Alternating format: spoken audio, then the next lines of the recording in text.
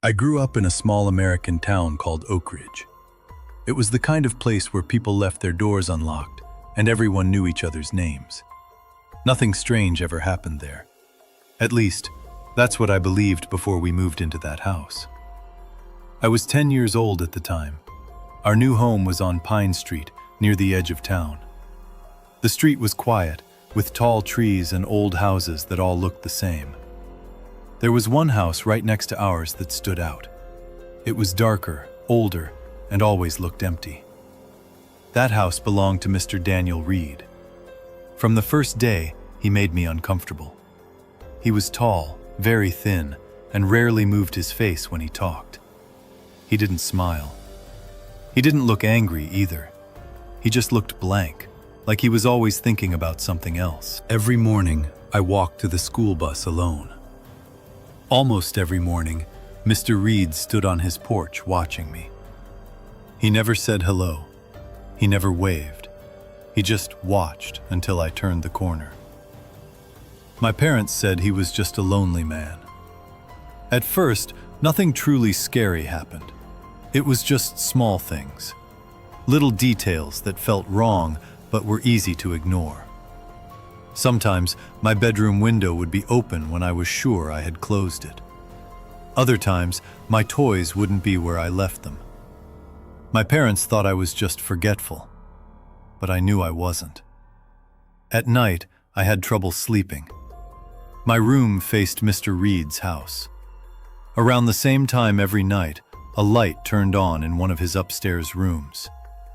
I could see a shadow moving slowly, stopping near the window, then disappearing again. It felt like he was watching something, or someone. One evening, my parents went to the grocery store and left me home alone. They said it would only take 30 minutes. I sat on the couch watching cartoons, trying not to think about how quiet the house felt. Then I heard movement outside. I looked through the front window. Mr. Reed was standing in our yard. He wasn't near the door. He wasn't on the sidewalk. He was standing close to my bedroom window, staring at the house like he was counting something. I dropped down behind the couch.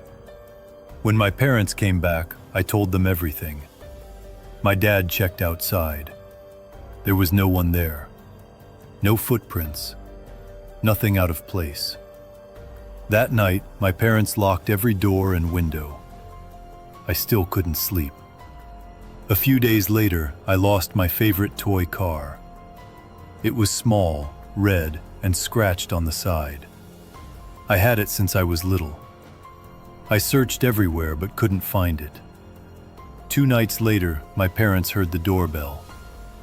When my dad opened the door, there was no one there.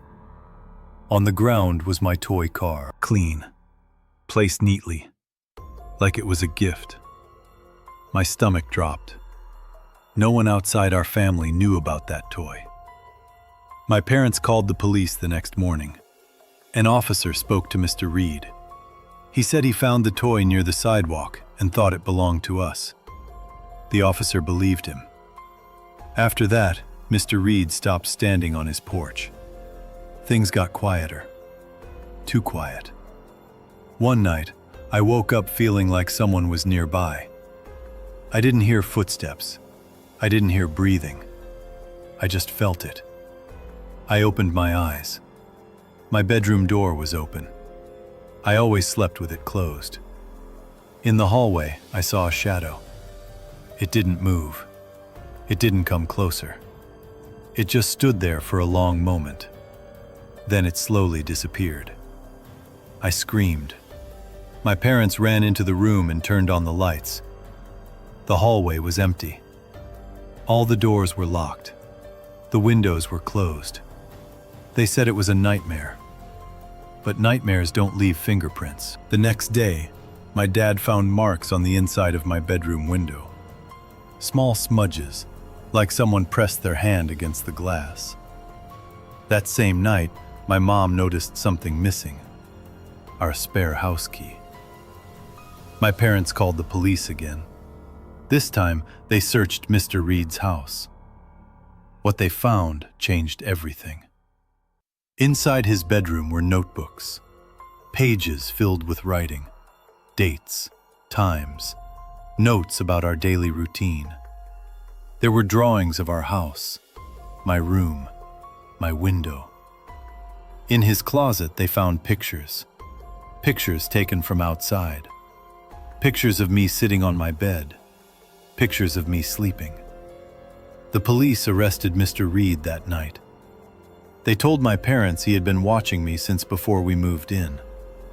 He used to live near my old school. When we moved, he followed.